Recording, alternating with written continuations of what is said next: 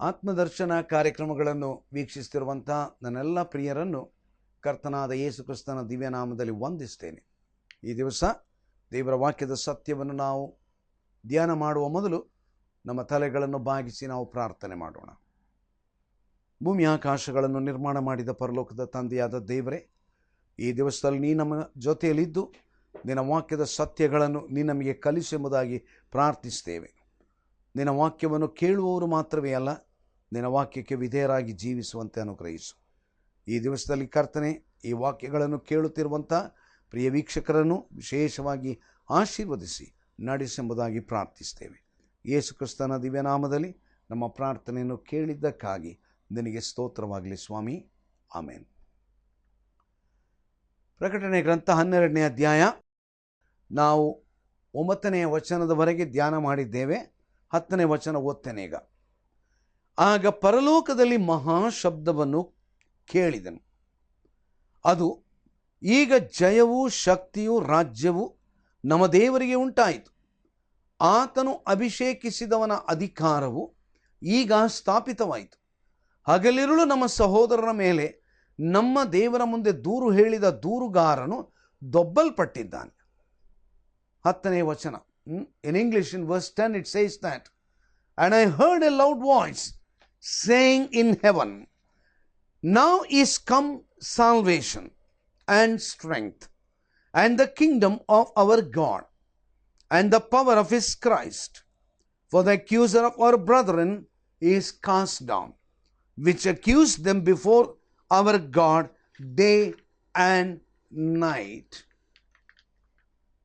Now, when we look into these words, the word salvation, the strength, ನಾವೀಗ ವಚನದಲ್ಲಿ ನಾವು ನೋಡ್ತಾ ಇದ್ದೇವೆ.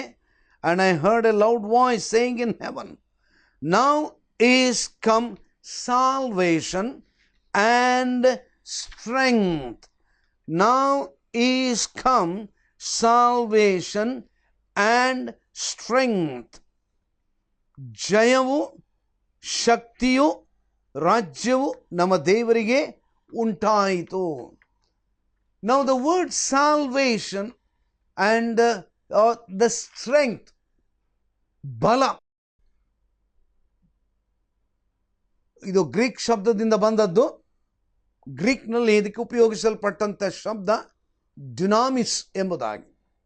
ಡ್ಯುನಾಮಿಸ್ ಎಂಬುದಾಗಿ ಹೇಳಿದರೆ ಪವರ್.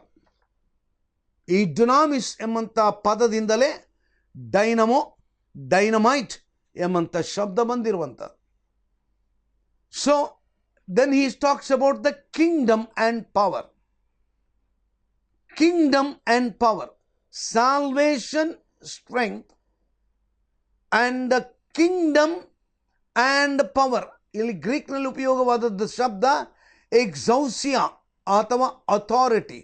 Power and authority. ನೋಡ್ರಿ, ಇದೊಂದು ಬಹಳ ಪ್ರಾಮುಖ್ಯವಾದಂಥ ಸಂಗತಿ. ಈಗ ಜಯವು ಶಕ್ತಿಯು ರಾಜ್ಯವು ನಮ್ಮ ದೇವರಿಗೆ ಉಂಟಾಯಿತು. ಆತನು ಅಭಿಷೇಕಿಸಿದವನ ಅಧಿಕಾರವು ಈಗ ಸ್ಥಾಪಿತವಾಯಿತು. There are two words. One is the word power and another word is the word authority. Now all of them, they refer to the coming of the millennial kingdom of Christ. ಬರಬೇಕಾಗಿರುವಂಥ 1000 ವರ್ಷಗಳ ಆಳ್ವಿಕೆ ಕುರಿತಾಗಿ ಅದು ಸ್ಪಷ್ಟೀಕರಿಸುವಂತಹದ್ದಾಗಿದೆ.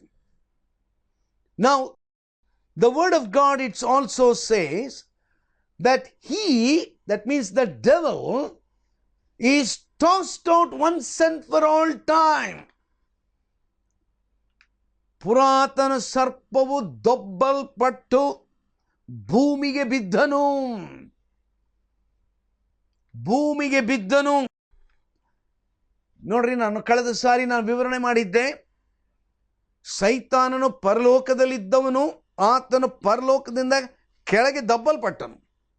ಕೆಳಗೆ ಅಂದರೆ ಎಲ್ಲಿಗೆ ದಬ್ಬಲ್ಪಟ್ಟನು? ಮಧ್ಯಾಕಾಶದಲ್ಲಿ ಆತನು ತನ್ನ ಮನೆ ಮಾಡಿಕೊಂಡ. ಈ ಮಧ್ಯಾಕಾಶದಲ್ಲಿ ಇದ್ದುಕೊಂಡು ಬಾವಲಿಯ ಹಾಗೆ ಭೂಮಿಗೆ ಬರುವುದು, ಪರಲೋಕಕ್ಕೆ ಹೋಗುವುದು. ಈ ಮಧ್ಯಂತರದ ಕೆಲಸ ಸೈತಾನು ಮಾಡ್ತಾ ಇದ್ದಾನೆ. ಆದರೆ ವಾಕ್ಯ ಏನು ಹೇಳ್ತದೆ? at one stroke the devil is going to be permanently chased out of the heaven. ಇನ್ನು ಮೇಲೆ ಪರಲೋಕಕ್ಕೆ ಅವನಿಗೆ ಯಾವ ರೀತಿಯಾದಂಥ ಪ್ರವೇಶವಿಲ್ಲದ ರೀತಿಯಲ್ಲಿ ಆತನು ಮಧ್ಯಂತರದಲ್ಲಿಯೂ ಅಲ್ಲ, ಪರಲೋಕದಲ್ಲಿಯೂ ಅಲ್ಲ, ನೇರವಾಗಿ ಭೂಮಿಗೆ ದಬ್ಬಲ್ಪಟ್ಟನು. Now that is what we are looking here. Now the devil is tossed out once and for all to the earth. Now his day is over. ಆತನ ದಿನ ಅದು ಮುಕ್ತಾಯ ಆಯಿತು. The last half of the tribulation will be a time of terrible trouble on the earth.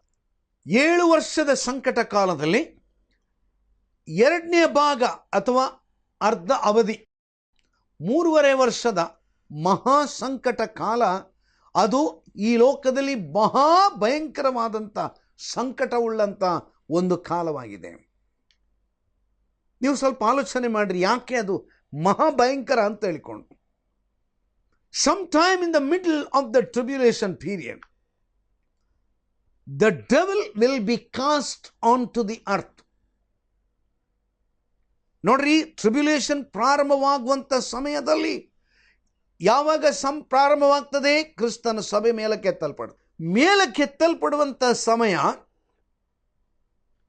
ಮಧ್ಯ ಆಕಾಶಕ್ಕೆ ಯೇಸು ಕ್ರಿಸ್ತನು ಬರುವ ಸಮಯ, ಪರಲೋಕದಲ್ಲಿ ನಡೆಯುವಂಥ ಯುದ್ಧದ ಸಮಯ, ಮತ್ತು ಪರಲೋಕದಲ್ಲಿರತಕ್ಕಂಥ ಹೋಗೋದಕ್ಕೆ ಸಾಧ್ಯತೆ ಇದ್ದಂಥ ಆ ಸೈತಾನನು ಇನ್ನು ಮೇಲೆ ಪರಲೋಕಕ್ಕೆ ಹೋಗುವುದಕ್ಕೆ ಸಾಧ್ಯತೆ ಇಲ್ಲದಂಥ ಭೂಮಿಗೆ ಬಿದ್ದಂಥ ಒಂದು ಸ್ಥಿತಿ.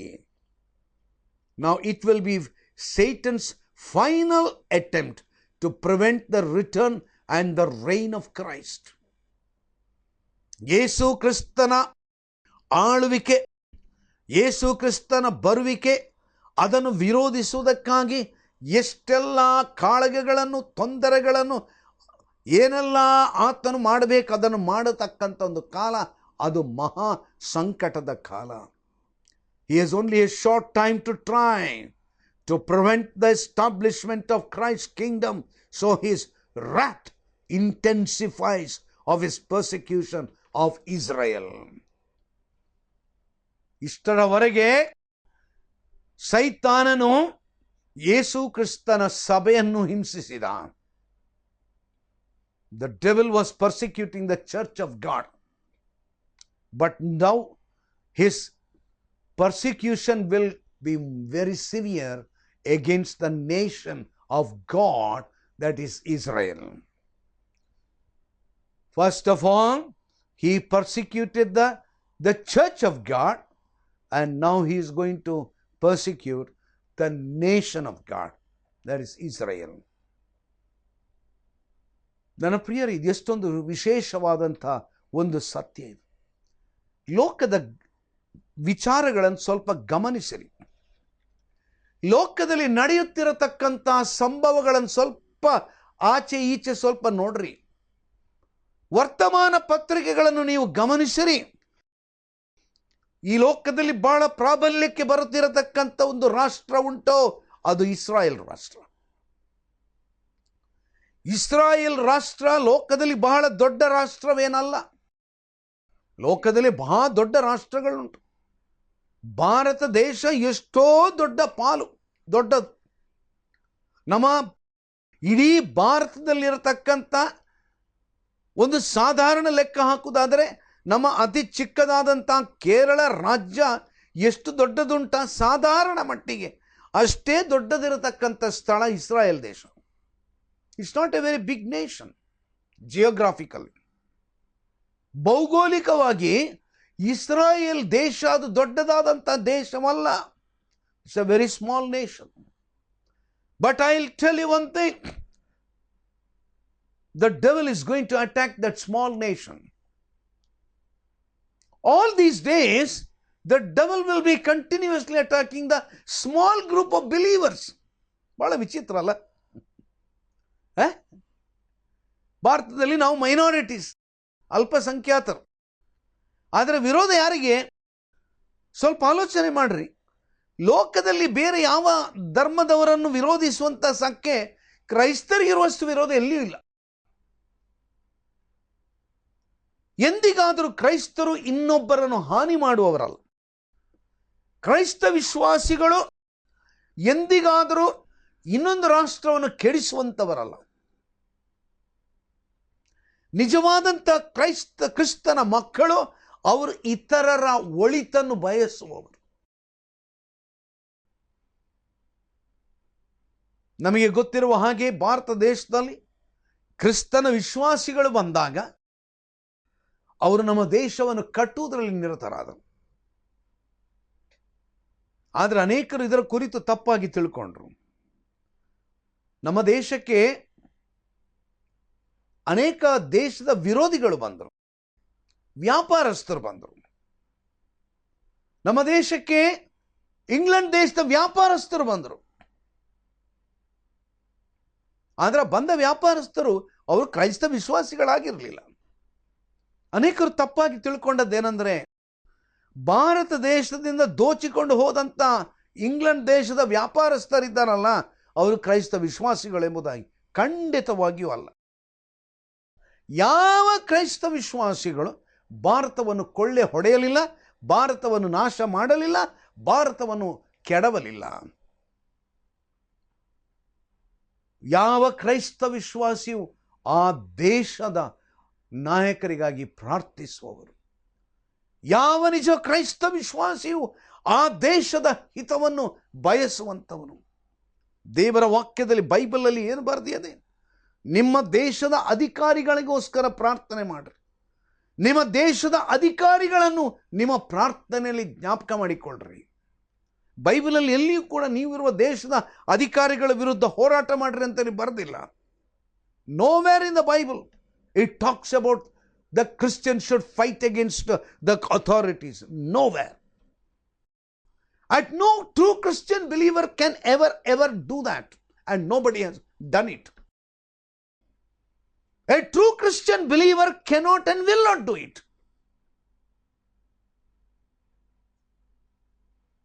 But the sad thing is, the opposition is for the minority Christian believers. ಇದೊಂಥರ ಹಾಸ್ಯಾಸ್ಪದ, ಕುಚೋದ್ಯಕರವಾದದ್ದು, ಇದೊಂಥರ ವಿಚಿತ್ರವಾದದ್ದು. ಇದು ಎಷ್ಟು ವಿಚಿತ್ರವಾಗಿದೆಯೋ ಅಷ್ಟೇ ಸತ್ಯ ಇದು. ಯಾಕಪ್ಪ ಇಷ್ಟು ಚಿಕ್ಕದಾಗಿರುವಂಥ ಮಂದೆಯ ಕುರಿತು ಸೈತಾನಿಗೆ ಇಷ್ಟು ಭಯ? ಆದ್ದರಿಂದಲೇ ಯೇಸು ಸ್ವಾಮಿ ಹೇಳಿದ್ದು, ಚಿಕ್ಕ ಮಂದೆಯೇ ನೀನು ಭಯ ಪಡದಿರು. My little flock, don't be afraid. My little flock, don't be afraid. The true church of God, it's a minority.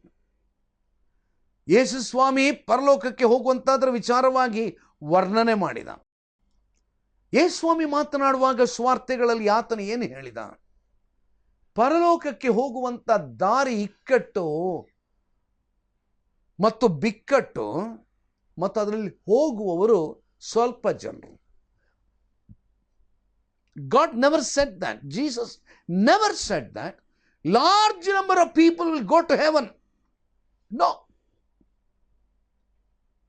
And also Jesus never said that the way to heaven is very, very broad. Bari agala, bari sulabha, very enchanting. No. It's a very tough road. ಯೇಸುವನ್ನು ಹಿಂಬಾಲಿಸುವಂತಹದ್ದು ಅದು ಸುಲಭ ಅಲ್ಲ.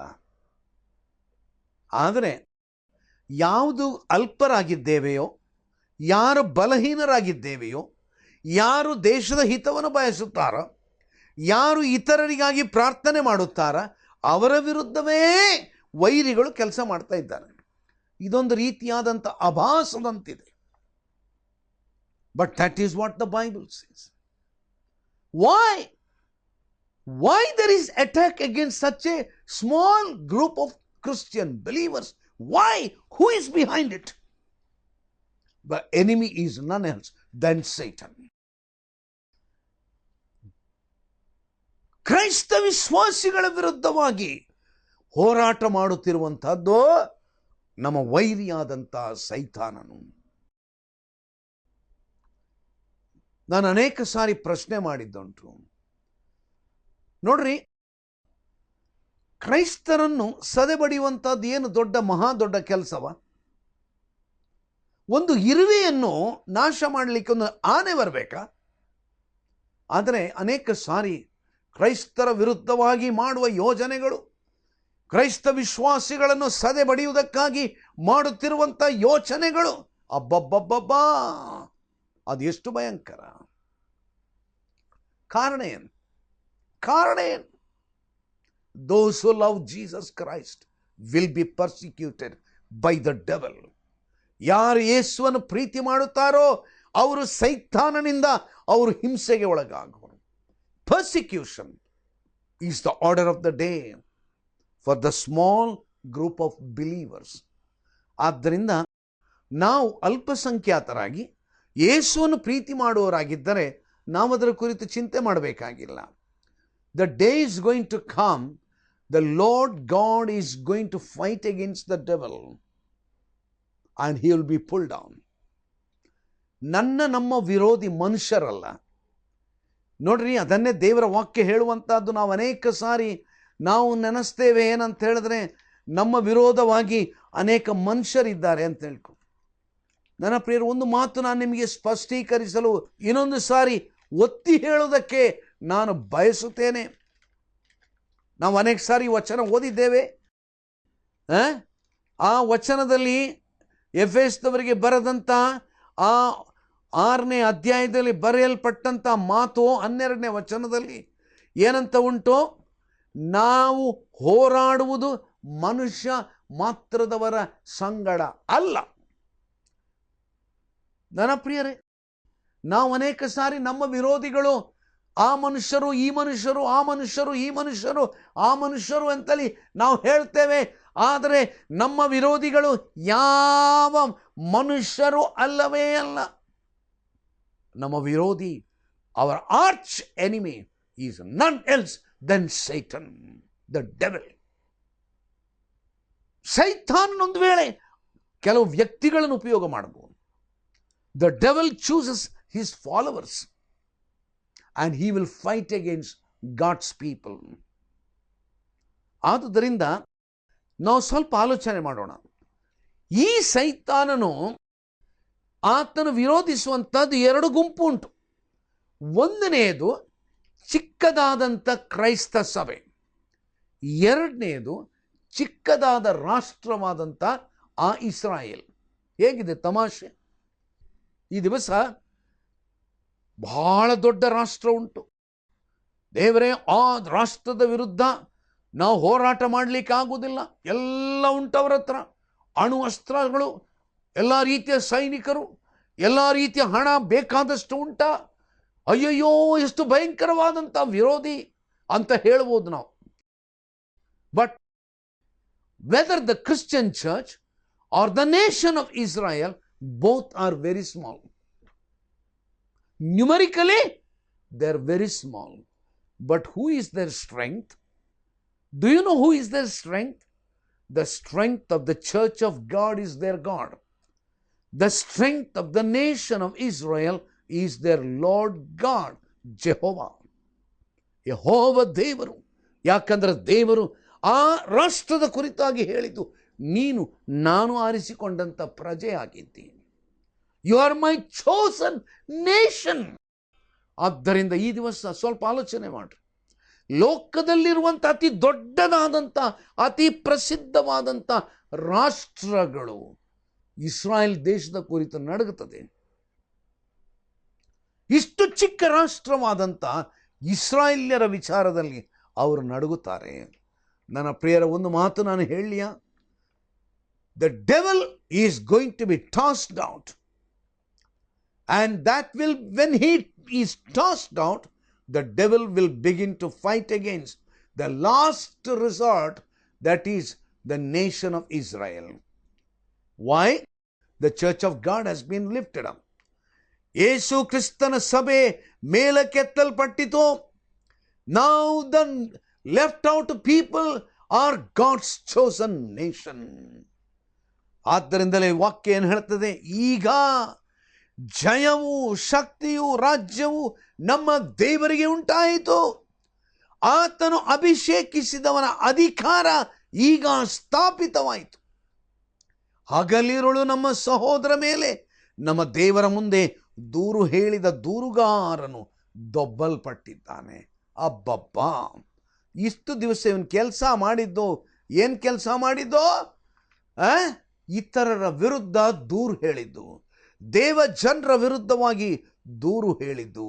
ಆದರೆ ಇವಾಗ ದೇವರ ದಾಸನಾದಂಥ ಯೋಹಾನನ ಮೂಲಕವಾಗಿ ದೇವರ ಪ್ರಕಟಣೆ ಹೇಳುತ್ತಾ ಇದ್ದಾನೆ, ಇನ್ನು ಮೇಲೆ ದೇವರ ವಿರುದ್ಧವಾಗಿ ದೂರು ಹೇಳಿದಂಥ ದೂರುಗಾರನು. ಹಾಗಾದ್ರೆ ನಮ್ಮ ವಿರುದ್ಧ ಕೆಲಸ ಮಾಡಿದವರು ಯಾರು? ಮನುಷ್ಯರಲ್ಲ. ನಿನ್ನ ವಿರುದ್ಧವಾಗಿ ಕೆಲಸ ಮಾಡುವುದು ಮನುಷ್ಯರಲ್ಲ. ಮನುಷ್ಯನ ಹಿಂದೆ ದೆವ್ವ ಇದೆ, ದುರಾತ್ಮ ಇದೆ, ಸೈತಾನನಿದ್ದಾನೆ. ಆದರೆ ಬೈಬಲ್ ಏನು ಹೇಳ್ತಾ ಉಂಟು? ಹಗಲಿರುಳು ನಮ್ಮ ಸಹೋದರ ಮೇಲೆ ನಮ್ಮ ದೇವರ ಮುಂದೆ ದೂರು ಹೇಳಿದಂಥ ದೂರುಗಾರನು ದೊಬ್ಬಲ್ಪಟ್ಟಿದ್ದ. He has been kicked. ಸ್ವಲ್ಪ ಆಲೋಚನೆ ಮಾಡ್ರಿ. ನನ್ನ ಮಾತುಗಳನ್ನು ಮುಗಿಸುವ ಮೊದಲು 2 ವಿಷಯಗಳನ್ನು ಸ್ಪಷ್ಟೀಕರಿಸುವುದಕ್ಕೆ ನಾನು ಇನ್ನೊಂದು ಆವರ್ತಿ ವಿವರಣೆ ಮಾಡುವುದಕ್ಕೆ ಬಯಸುತ್ತೇನೆ. Long back, when Lucifer wanted to occupy the position of God, he was kicked out from heaven. He was on the lofty position. ಆತನ ಉನ್ನತವಾದಂತಹ ಸ್ಥಾನದಲ್ಲಿ ಆತನಿದ್ದನು. He had the first kick. ಮೊದಲನೇದಾಗಿ ದೇವರು ಆತನನ್ನು ಕಿಕ್ ಮಾಡಿದ. ಅಲ್ಲಿಂದ ಆತನ ಎಲ್ಲಿಗೆ ಬಂದ? ಮಧ್ಯಾಕಾಶಕ್ಕೆ ಬಂದ. ಈಗ ಪಾಪ ಮಧ್ಯಾಕಾಶಕ್ಕೆ ಬಂದಂಥ ಸೈತಾನನು ಬಾವಲಿಯ ಹಾಗೆ 2 ಕಡೆ ನೋಡ್ತಾ ಇದ್ದಾನೆ. ಎಲ್ಲಿ? ಭೂಮಿ ಮತ್ತು ಪರಲೋಕ. ಪರಲೋಕದಲ್ಲಿ ಸ್ಥಾನ ಇಲ್ಲ ಅವನಿಗೆ, ಪರಲೋಕದಲ್ಲಿ ಅಧಿಕಾರ ಇಲ್ಲ ಅವನಿಗೆ. ಆದರೆ ಪಾಪ ಹೋಗಿ ದೂರ ಹೇಳಲಿಕ್ಕೆ ಅವನಿಗೊಂದು ಆಸ್ಪದ ಉಂಟು. He has been given an opportunity to tell some complaint against you before God. ಚೆನ್ನಾಗಿದೆ ಅಲ್ಲ? ಆದರೆ ಡೇ ಇಸ್ ಕಮಿಂಗ್, ಒಂದು ದಿನ ಬರ್ತದೆ, ಆ ದೂರುಗಾರನನ್ನು ದೇವರು ದಬ್ಬುತ್ತಾನಂತೆ. ಮೊದಲನೇ ಸಾರಿ ಪರಲೋಕದ ಉನ್ನತವಾದ ಆ ಸ್ಥಾನದಿಂದ ದಬ್ಬಲ್ಪಟ್ಟ. ಅಲ್ಲಿಂದ ದೇವರು ಇವಾಗ ಕೆಳಗೆ ಮಧ್ಯಾಕಾಶಕ್ಕೆ ಬಂದ. ಇವಾಗ ಮಧ್ಯಾಕಾಶದಿಂದ ಅವನು ದಬ್ಬಲ್ಪಡುವಾಗ ಆ ಕ್ರಿಸ್ತನ ಸಭೆ ಮೇಲಕ್ಕೆತ್ತಲ್ಪಡುತ್ತದೆ. ಕ್ರಿಸ್ತನ ಸಭೆ ಮೇಲಕ್ಕೆತ್ತಲ್ಪಡುವಾಗ ಪಾಪ ಮಧ್ಯಾಕಾಶದಲ್ಲಿದ್ದಂಥ ಬಾವಲಿಗೆ ಸ್ಥಳ ಇಲ್ಲ ಅವನಿಗೀಗ. ಕ್ರಿಸ್ತನ ಸಭೆ ಆ ಮಧ್ಯಾಕಾಶಕ್ಕೆ, ಯೇಸು ಕ್ರಿಸ್ತನ ಮಧ್ಯಾಕಾಶಕ್ಕೆ ಬರುವಾಗ ಅಲ್ಲಿ ಇನ್ನು ಮೇಲೆ ಆತನಿಗೆ ಅಲ್ಲಿ ಜಾಗ ಇಲ್ಲ. He had A second kick. ಪರಲೋಕದಲ್ಲಿ ಇನ್ನು ಮೇಲೆ ಜಾಗ ಇಲ್ಲ, ಮಧ್ಯಾಕಾಶದಲ್ಲೂ ಜಾಗ ಇಲ್ಲ, ದೇವರ ಹತ್ರ ಹೋಗ್ಲಿಕ್ಕೆ ಜಾಗ ಇಲ್ಲ ಅವನಿಗೀಗ.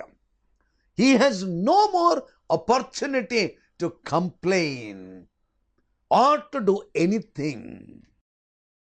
He had the first toss and the second toss, and wait for me till I am going to explain to you the final toss. ದೇವರು ಕೊನೆಯ ಟಾಸ್ನಲ್ಲಿ ಆತನನ್ನು ಏನು ಮಾಡ್ತಾನೆ ಎಂಬುವಂಥ ಸತ್ಯವೇ ಪ್ರಕಟಣೆ ಗ್ರಂಥದಲ್ಲಿರುವಂಥ ವಿವರಣೆಗಳು. Oh, we thank God. The devil had the first toss. The devil had the second toss. Now we are going to wait for the final toss of the devil from the earth itself. ಲೋಕದಿಂದಲೇ ದೇವರು ಆತನನ್ನು ಕೊನೆಯದಾಗಿ ಆತನನ್ನು kick ಮಾಡುವಂಥ ದಿನಗಳು ಹತ್ತಿರವಾಗಿದೆ. ಆದ್ದರಿಂದ ಕ್ರಿಸ್ತನ ಬರುವಿಕೆಗೆ ನಾವು ಸಿದ್ಧರಾಗೋಣ. ಆತನು ಬರುವಂಥ ಸಮಯ ಹತ್ತಿರ ಆಯಿತು. ಸೈತಾನನು ದಬ್ಬಲ್ಪಡುವಂಥ ದಿನ ಹತ್ತಿರ ಆಯಿತು. ಆದ್ದರಿಂದ ಲೋಕದ ವಿದ್ಯಮಾನಗಳನ್ನು ತಿಳಿದಿರುವಂಥ ನಾವು ಕ್ರಿಸ್ತನ ಬರುವಿಕೆಗಾಗಿ ನಮ್ಮನ್ನು ಸಿದ್ಧ ಮಾಡಿಕೊಂಡು ಎಚ್ಚರಿಕೆಯಿಂದ ನಾವು ಜೀವಿಸೋಣ. ನಮ್ಮ ತಲೆಗಳನ್ನು ಬಾಗಿಸಿ ಪ್ರಾರ್ಥಿಸುವ. ಪ್ರೀತಿಯುಳ್ಳ ಸ್ವಾಮಿ, ಕರ್ತನಾದ ಯೇಸುವೆ, ನೀನು ಬರುವ ಸಮಯ ಹತ್ರ ಆಯಿತು. ನಿನ್ನ ಬರುವಿಕೆಗಾಗಿ ನಾವು ಸಿದ್ಧರಾಗಿದ್ದು. ಹೌದು ಸ್ವಾಮಿ, ಭಕ್ತನಾದ ಯೋಹಾನನು ಪ್ರಾರ್ಥನೆ ಮಾಡಿದ ಹಾಗೆ ಕರ್ತನಾದ ಯೇಸುವೆ ಬೇಗನೆ ಬಾ ಎಂಬುದಾಗಿ ಪ್ರಾರ್ಥನೆ ಮಾಡುವಂಥ ಕೃಪೆ ಕೊಡು ಸ್ವಾಮಿ. ನೀ ನಮ್ಮೊಂದಿಗಿದ್ದದಕ್ಕಾಗಿ ಸ್ತೋತ್ರ. ಈ ಪ್ರಿಯ ವೀಕ್ಷಕರನ್ನು ಆಶೀರ್ವದಿಸು. ಅವರ ಪ್ರಾರ್ಥನೆಗಳಲ್ಲಿ, ಅವರ ಹೃದಯದ ಇಂಗಿತದಲ್ಲಿ ಇರತಕ್ಕಂಥ ವಿಷಯಗಳನ್ನು ನೀನು ಬಲ್ಲೆ.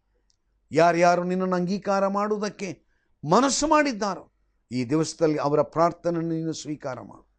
ಅವರ ಪ್ರಾರ್ಥನೆಗಳನ್ನು ನೀನು ಸ್ವೀಕರಿಸಿ ನೀನು ಅವರನ್ನು ಅಂಗೀಕರಿಸು. ನಿನ್ನ ಮಕ್ಕಳಾಗಿ ಜೀವಿಸುವಂತೆ ಕೃಪೆ ಮಾಡು. ಯೇಸು ಕ್ರಿಸ್ತನ ಅಮೂಲ್ಯವಾದ ನಾಮದಲ್ಲಿ ನಮ್ಮ ಪ್ರಾರ್ಥನೆಯನ್ನು ಕೇಳಿದ್ದಕ್ಕಾಗಿ ನಿನಗೆ ಸ್ತೋತ್ರ. ಆಮೆನ್.